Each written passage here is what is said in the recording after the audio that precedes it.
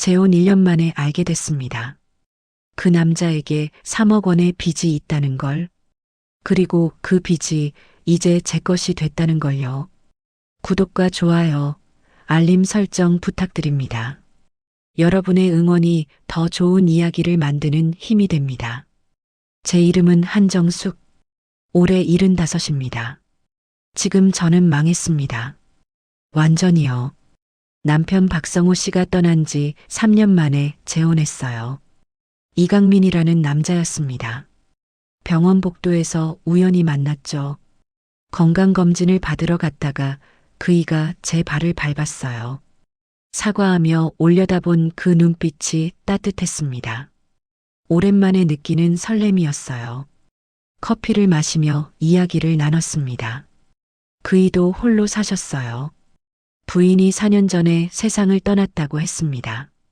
외롭다고, 혼자 사는 게 힘들다고 말했어요. 저도 똑같았습니다.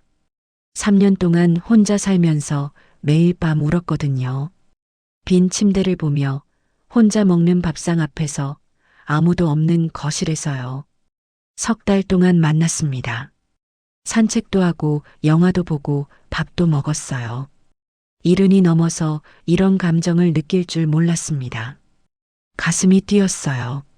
아침에 눈을 뜨면 그이가 보고 싶었고, 전화벨이 울리면 혹시 그이일까 기대했습니다. 마치 20살 처녀처럼요. 크리스마스 이브였습니다. 레스토랑에서 저녁을 먹었어요. 식사를 마칠 무렵 강민 씨가 작은 상자를 꺼냈습니다. 목걸이였어요. 정숙 씨, 저와 결혼해 주시겠어요? 심장이 멎는 줄 알았습니다. 청혼이었어요. 73의 나이에 받는 청혼이었습니다. 제가요? 떨리는 목소리로 물었습니다. 네. 남은 인생을 함께하고 싶어요. 우리 나이에 시간을 낭비하고 싶지 않아요. 눈물이 났습니다. 고개를 끄덕였어요. 네, 좋아요. 하지만 자식들에게 말하는 건 쉽지 않았습니다. 일주일을 고민했어요. 밤마다 뒤척이며 생각했습니다. 어떻게 말해야 할까? 어떻게 하면 이해시킬 수 있을까? 결국 민준이와 수진이를 불렀습니다. 거실에 나란히 앉은 자식들 앞에서 말문을 열었어요. 엄마가 할 말이 있어. 숨을 깊이 들이쉬었습니다. 엄마가 만나는 사람이 있어. 민준이의 얼굴이 굳었습니다. 수진이는 눈을 크게 떴어요. 그분이 청혼했어. 엄마가 승낙했어. 침묵이 흘렀습니다. 길고 무거운 침묵이었어요. 벽시계 소리만 똑딱거렸습니다. 엄마, 제정신이세요? 민준이가 먼저 입을 열었습니다. 목소리가 차가웠어요. 아빠 돌아가신 지 겨우 3년인데 벌써 다른 남자요? 민준아, 엄마도 아빠한테 미안하지도 않으세요? 50년을 함께 사셨잖아요. 소리를 질렀습니다.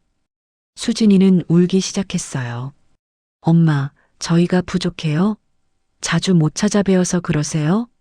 아니야, 너희는 정말 잘해줬어. 하지만 너희가 아무리 자주 와도 엄마는 밤마다 혼자야. 빈 침대에 누워서 천장만 보다가 잠들어. 그게 얼마나 외로운지 알아? 목소리가 떨렸습니다. 자식이랑 배우자는 달라. 엄마도 동반자가 필요해. 민준이가 고개를 저었습니다. 그 사람 누구예요? 뭐 하는 사람이에요? 병원에서 만났어. 좋은 분이야. 혹시 엄마 재산 노리는 거 아니에요? 가슴이 철렁했습니다. 그럴 리 없다고 생각했지만 민준이의 말이 마음 한구석에 걸렸어요. 결국 강민 씨를 만나보기로 했습니다. 다음 주 일요일 큰 식당을 예약했어요. 양가 자식들이 모두 모였습니다. 강민 씨 아들과 딸, 제 아들과 딸. 8명이 테이블에 둘러앉았어요. 분위기가 냉랭했습니다. 강민 씨가 먼저 인사했어요. 안녕하십니까? 저는 이강민입니다. 평생 건설회사에서 일하다 정년퇴직했습니다. 목소리가 떨리고 있었어요. 민준이가 단도직입적으로 물었습니다. 재산은 어떻게 하실 생각이세요? 제 재산은 제 자식들에게 갑니다. 정숙 씨 재산도 마찬가지로요. 저희는 각자 재산을 유지하면서 함께 살 겁니다. 법적으로 결혼하실 건가요? 수진이가 물었습니다. 자식들이 편한 대로 하겠습니다. 사실혼도 괜찮습니다. 강민 씨 아들이 거들었습니다. 저희는 아버지 재혼 찬성합니다. 혼자 계시는 게 너무 안쓰러웠거든요. 자식들끼리 따로 이야기를 나눴습니다. 1시간쯤 지나 민준이가 나왔어요. 엄마, 반대하지 않겠습니다. 대신 법적 결혼은 안 됩니다. 사실혼으로 하세요. 그리고 재산은 완전히 분리하세요. 눈물이 났습니다. 반대하지 않는다는 게 감사했어요. 한 달 후 작은 투룸을 얻었습니다. 노원구에 있는 깨끗한 집이었어요. 강민 씨와 제가 짐을 날랐습니다. 옷가지, 그릇, 이불, 평생 모아온 것들을 정리해서 옮겼어요. 새집 거실에 둘이 앉았습니다. 강민 씨가 제 손을 잡았어요. 정숙 씨, 행복하게 해줄게요. 저도요. 키스를 했습니다. 일은 넘어서 하는 키스였지만 설렜어요. 처음 몇 달은 좋았습니다. 아침마다 함께 산책을 나갔어요.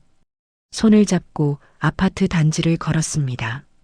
시장도 함께 보러 갔고 노인정에도 같이 다녔어요. 친구 김영자 할머니가 축하해줬습니다. 정수가 얼굴이 환해졌다. 정말 행복했어요. 오랜만에 웃을 수 있었습니다. 하지만 적응하는 건 쉽지 않았습니다. 강민 씨는 새벽 5시에 일어났고 저는 7시에 일어났어요. 강민 씨는 커피를 하루에 4잔 마셨고 저는 차를 좋아했습니다. 텔레비전 소리도 달랐어요. 강민 씨는 귀가 어두워서 크게 틀었고 저는 조용한 게 좋았습니다. 작은 것들이었지만 신경 쓰였어요. 가끔 박성호 씨가 그리웠습니다. 50년을 함께 살아서 익숙했던 모든 것들이요. 어느 날 혼자 울고 있는데 강민 씨가 들어왔습니다. 들켰어요. 우셨어요? 무슨 일 있어요? 아니에요. 눈이 빨개요. 말씀해 주세요. 한참 망설이다 말했습니다. 그냥 옛날 생각이 나서요. 돌아가신 남편요. 강민 씨가 제 손을 잡아줬습니다. 당연하죠. 50년을 함께 사셨는데요. 저도 가끔 아내 생각해요. 그리워하는 게 잘못이 아니에요. 그 말에 마음이 편해졌습니다. 조금씩 서로를 알아갔어요. 석 달이 지났을 때 일상이 자리를 잡았습니다. 평범하지만 행복한 날들이었어요. 재혼한 지 1년이 지났습니다. 어느 날 우편물이 왔어요. 강민 씨 앞으로 온 등기우편이었습니다. 채무 독촉장. 심장이 멎는 것 같았어요. 손이 떨렸습니다. 봉투를 뜯어봤어요. 3억 원. 숫자가 눈에 들어왔습니다. 저녁 때 강민 씨가 들어왔습니다. 테이블 위에 독촉장을 놓고 물었어요. 강민 씨, 이게 뭐예요? 강민 씨 얼굴이 창백해졌습니다. 말을 더듬었어요. 정숙 씨, 사실은, 뭐가 사실이에요? 목소리가 떨렸습니다. 제가 빚이 좀 있어요. 얼마요? 3억 정도요. 귀를 의심했습니다. 3억이라고요? 그게 좀이에요? 무슨 빚이 3억이나 돼요? 예전에 사업하다가 실패했어요. IMF 때요. 그게 아직 다 못 갚았어요. 손이 부들부들 떨렸습니다. 왜 말 안 했어요? 재혼하기 전에. 말하면 결혼 안 하실 것 같아서요. 속았습니다. 완전히 속은 거였어요. 이자가 계속 불어나고 있어요. 채권자들이 독촉하고 강민 씨가 말을 잇지 못했습니다. 최악의 경우 정숙 씨 집까지 위험할 수 있어요. 사실혼이지만 채권자들이 당신도 책임 있다고 주장해요. 머리가 멍했습니다. 제 집이 위험하다고요? 박성호 씨가 평생 모아서 산 그 집이요? 밤새 잠을 못 잤습니다. 천장을 보며 생각했어요. 어떻게 해야 할까? 자식들한테 뭐라고 말해야 할까? 다음 날 아침 민준이한테 전화했습니다. 민준아, 엄마 좀 만나자. 무슨 일이세요? 만나서 얘기할게. 카페에서 만났어요. 커피를 앞에 두고 한참을 말을 못했습니다. 엄마, 무슨 일이에요? 얼굴이 안 좋으신데. 숨을 깊이 들이쉬고 말했습니다. 강민 씨가 빚이 있대. 빚이요? 얼마나요? 3억. 민준이가 벌떡 일어섰습니다. 주변 사람들이 쳐다봤어요. 3억이요? 미쳤어요? 소리를 질렀습니다. 앉아. 사람들이 봐. 사람들이 보면 어때요? 엄마가 지금 3억 빚쟁이랑 산다고요. 민준이가 머리를 쥐어뜯었습니다. 제가 몰랐어. 몰랐다고요? 재혼하기 전에 알아봤어야죠. 신용조회라도 했어야죠. 그때는 사랑해. 사랑? 그 나이에 사랑? 이제 어쩌려고요? 눈물이 났습니다. 채권자들이 내 집까지 노린대. 뭐라고요? 민준이 얼굴이 새빨개졌습니다. 그 집은 아버지 유산이에요. 저랑 수진이 목도 있어요. 알아.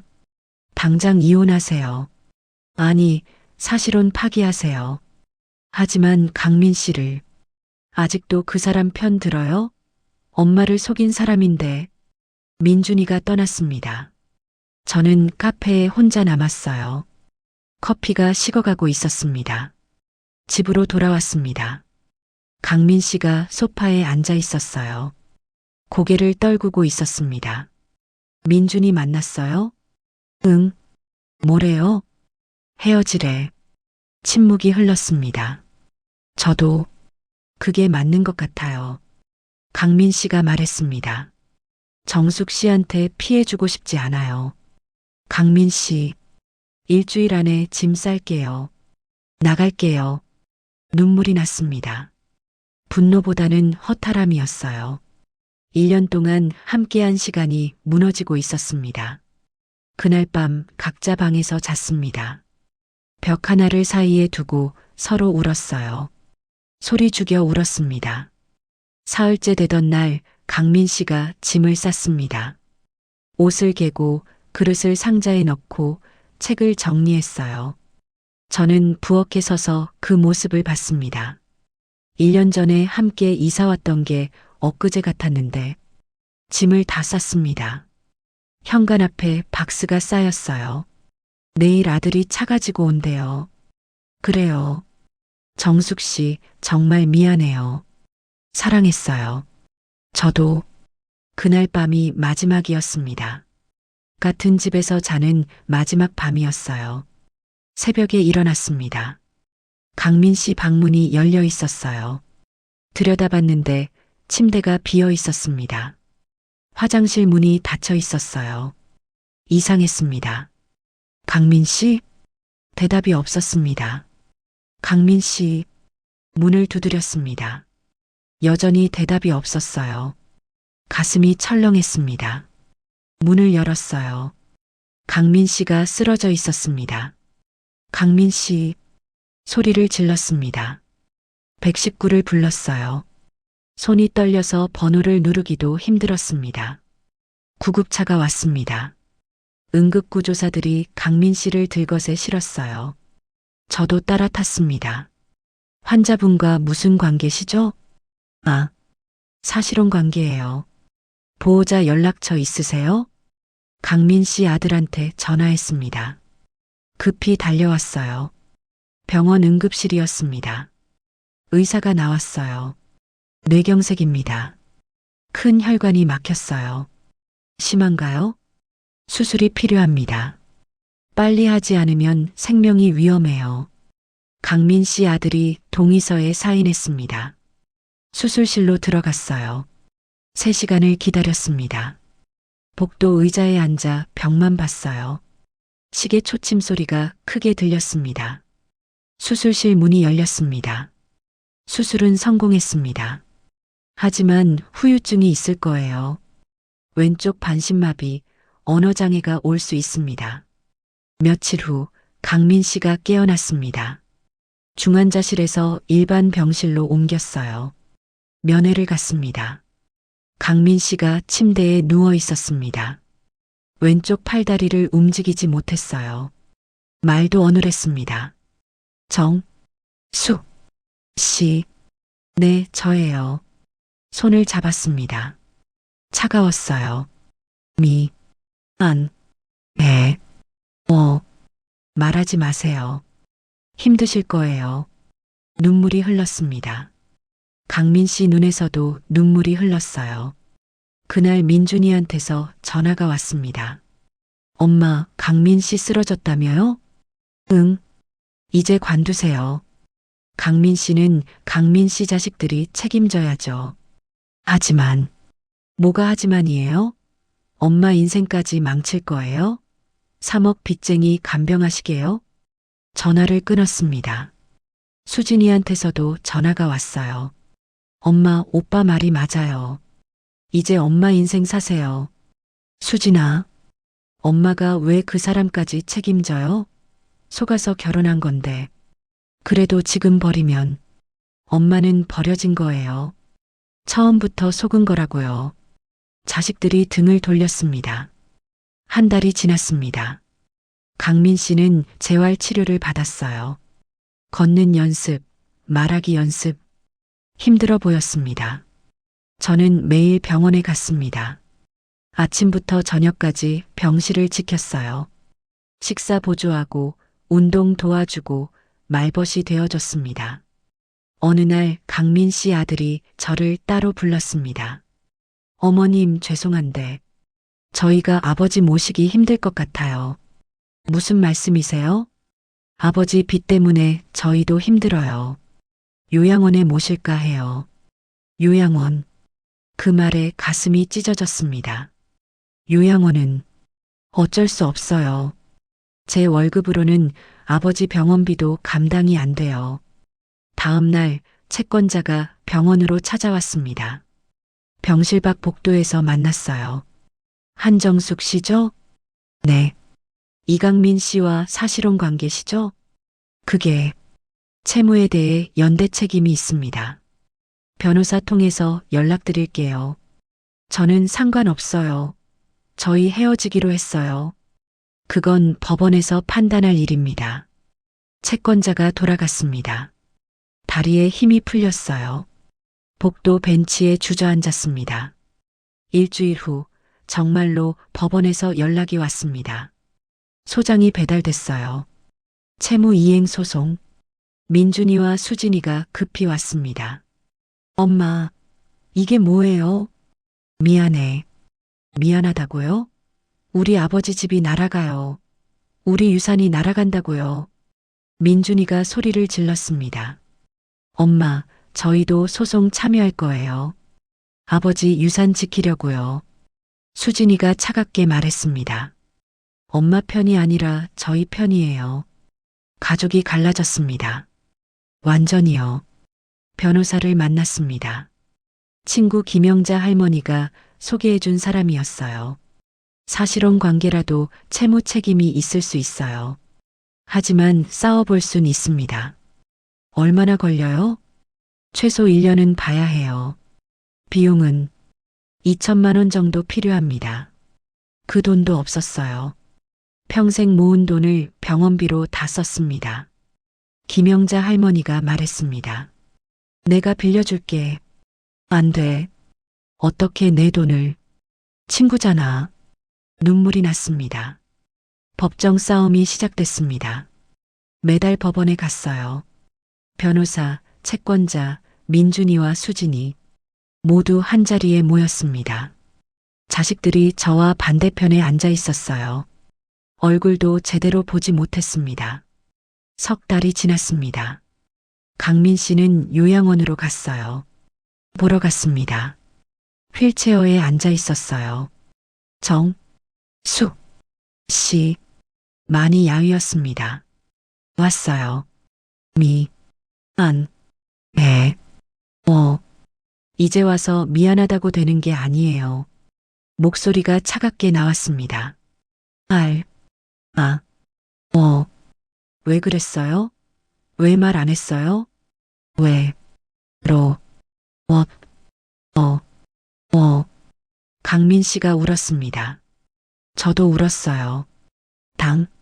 신, 지, 켜, 제, 각서를 썼습니다. 변호사 입회하에요. 정숙 씨와 무관하다는 각서였습니다. 하지만 채권자들은 물러서지 않았습니다. 각서가 무슨 소용이에요? 이미 2년 동안 같이 살았잖아요. 법정 공방은 계속됐습니다. 6개월이 지났습니다. 제 건강도 나빠졌어요. 스트레스 때문에 머리카락이 빠졌고 밤마다 악몽을 꿨습니다. 체중이 10kg 빠졌어요. 김영자 할머니가 걱정했습니다. 정수가 너 이러다 죽겠다. 괜찮아. 괜찮지 않아. 제대로 먹어. 약도 먹어. 병원에 갔습니다. 의사가 말했어요. 우울증 초기예요. 약 처방해 드릴게요. 약을 먹기 시작했습니다. 하루 3번 밥 먹고 약을 먹었어요. 조금 나아졌습니다. 그러던 어느 날 강민 씨 딸 선아 씨한테서 연락이 왔습니다. 어머님 만나 뵐 수 있을까요? 카페에서 만났습니다. 선아 씨가 서류를 꺼냈어요. 이거 봐주세요. 은행 거래 내역이었습니다. 아버지 빚이 사실은 오빠 빚이에요. 뭐라고요? 오빠가 사업 실패하고 아버지 명의로 대출받았어요. 아버지는 모르셨어요. 증거가 여기 있어요. 손이 떨렸습니다. 왜 이제 말씀하세요? 미안해요. 저도 이제야 알았어요. 오빠 컴퓨터에서 발견했어요. 이걸로 뭘 할 수 있어요? 사기죄로 고발할 수 있어요. 그럼 어머님은 무죄예요. 희망이 보였습니다. 처음으로요. 증거를 가지고 변호사를 만났습니다. 변호사가 서류를 검토했어요. 이거면 됩니다. 충분해요. 법정에 제출했습니다. 한 달 후 판결이 났어요. 채무자는 이강민 씨가 아닌 아들 이준호입니다. 사기 및 문서 위조 혐의로 기소합니다. 한정숙 씨는 채무 책임이 없습니다.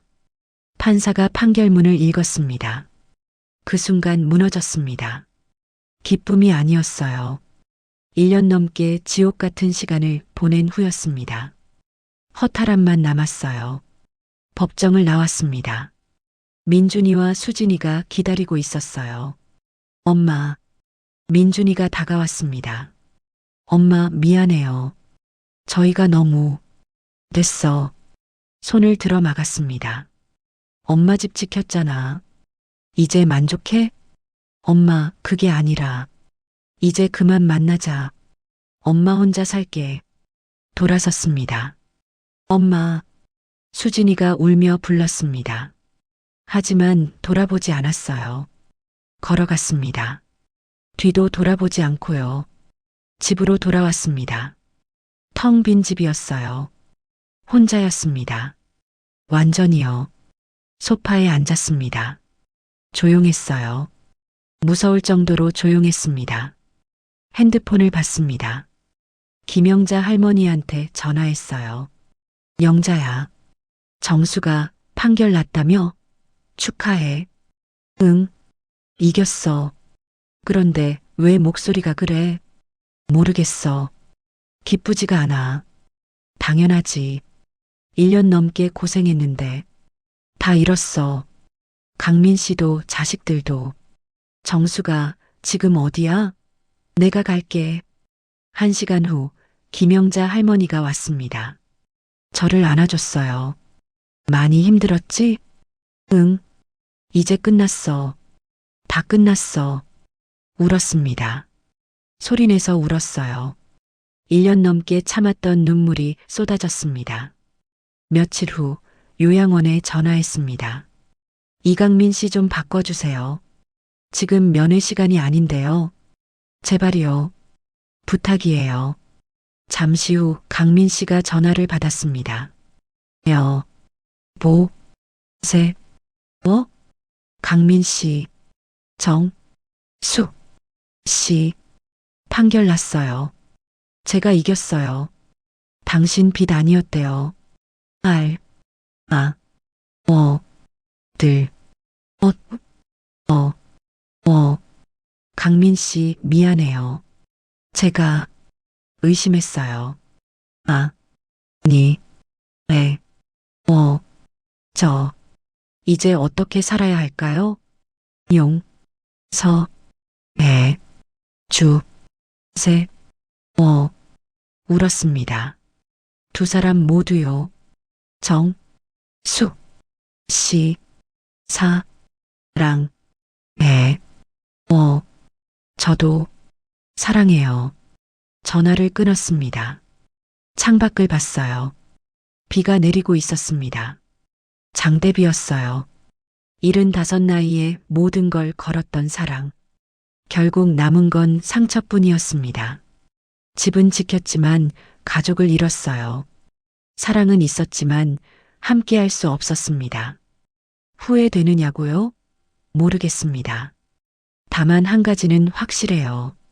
나이 들어서 하는 선택은 젊을 때보다 훨씬 더 큰 대가를 치른다는 것이요. 에필로그 마이너스 6개월 후 겨울이 왔습니다. 눈이 내리고 있어요. 저는 여전히 혼자 살고 있습니다. 민준이와 수진이는 가끔 연락해요. 하지만 예전 같지 않습니다. 벽이 생겼어요.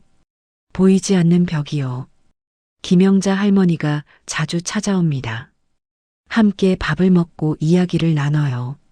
그이가 없었다면 버티지 못했을 겁니다. 강민 씨는 요양원에 있습니다. 한 달에 한 번 면회를 가요. 휠체어에 앉은 강민 씨를 봅니다. 손을 잡아줘요. 말은 많이 안 해도 괜찮습니다. 함께 있는 것만으로도요. 재혼을 후회하느냐고요? 복잡합니다. 행복했던 순간도 있었고 고통스러웠던 순간도 있었어요. 사랑도 했고 배신도 당했습니다. 가족도 잃고 친구도 얻었어요. 후회하느냐고 물으면 모르겠다고 대답하겠습니다. 하지만 다시 선택하라면 어떻게 하겠느냐고 물으면 그래도 했을 것 같습니다. 그만큼 외로웠으니까요. 혼자 사는 게 그만큼 힘들었으니까요. 창밖을 봅니다. 눈이 쌓이고 있어요. 하얗게요. 핸드폰을 듭니다. 강민 씨한테 전화를 걸어요. 강민 씨, 눈 와요. 예쁘죠? 그래. 보고 싶어요. 다음 주에 갈게요. 릴게. 전화를 끊습니다. 살아있습니다. 여전히요. 상처투성이지만 그래도 살아있어요. 그것만으로도 감사해야 할까요? 테이블 위에 약이 놓여 있습니다. 우울증 약이에요. 하루 3번 먹습니다. 먹으면 조금 나아져요. 소파에 앉아 텔레비전을 켭니다. 드라마가 나오고 있어요. 젊은 남녀가 사랑하는 장면입니다. 저도 저랬었는데 2년 전에요. 눈물이 나려고 해요. 참습니다. 이제 그만 울어야죠. 하지만 눈물이 멈추지 않습니다. 흐르고 또 흘러요. 여보, 박성호 씨를 부릅니다. 미안해요. 제가 잘못했어요. 대답은 없습니다. 영원히 들을 수 없는 대답이에요. 밤이 깊어갑니다. 눈은 계속 내리고 있어요. 내일도 혼자 일어날 겁니다. 혼자 밥 먹고, 혼자 산책하고, 혼자 잠들 거예요. 그게 제 인생입니다. 75살 한정숙의 인생이에요. 재혼의 대가 너무 컸습니다. 오늘 이야기를 보시고 어떤 생각이 드셨나요? 창밖에 눈이 내립니다.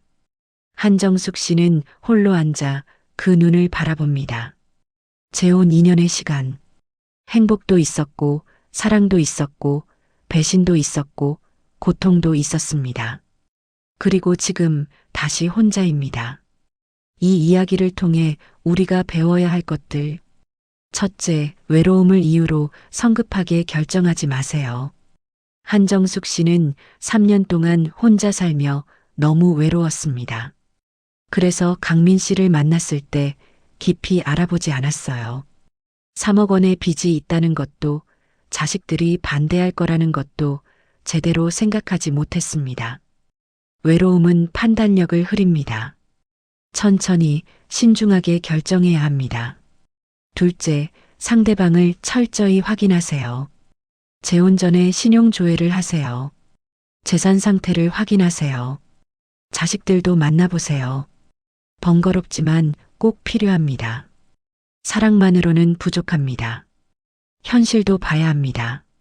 셋째, 법적 보호장치를 마련하세요. 재산분리 유언장 작성, 사실혼 계약서, 서로를 위해 필요한 일입니다. 사랑한다면 오히려 이런 걸 명확히 해야 합니다. 넷째, 자식들과 충분히 소통하세요. 한정숙 씨는 자식들의 반대를 무릅쓰고 재혼했습니다. 그 결과 위기가 왔을 때 혼자였어요. 시간을 두고 설득하세요. 이해시키세요. 급하게 밀어붙이지 마세요. 다섯째, 재혼만이 답은 아닙니다. 외로움을 해결하는 방법은 여러 가지입니다. 친구를 만들 수도 있고, 취미를 가질 수도 있고, 봉사활동을 할 수도 있습니다. 재혼이 유일한 해답은 아닙니다. 하지만, 그럼에도 불구하고 한정숙 씨의 선택을 탓할 수만은 없습니다. 그만큼 외로웠습니다. 그만큼 사랑이 필요했습니다. 일은 넘어서도 사랑하고 싶었던 그 마음을 누가 감히 비난할 수 있을까요? 다만 더 신중했다면 좋았을 것입니다. 그것이 이 이야기가 주는 가장 큰 교훈입니다. 여러분은 어떻게 생각하시나요? 여러분이라면 한정숙 씨처럼 선택하셨을까요? 댓글로 의견 남겨주세요. 구독과 좋아요, 알림 설정도 부탁드립니다. 여러분의 응원이 더 진솔한 이야기를 만드는 힘이 됩니다. 감사합니다.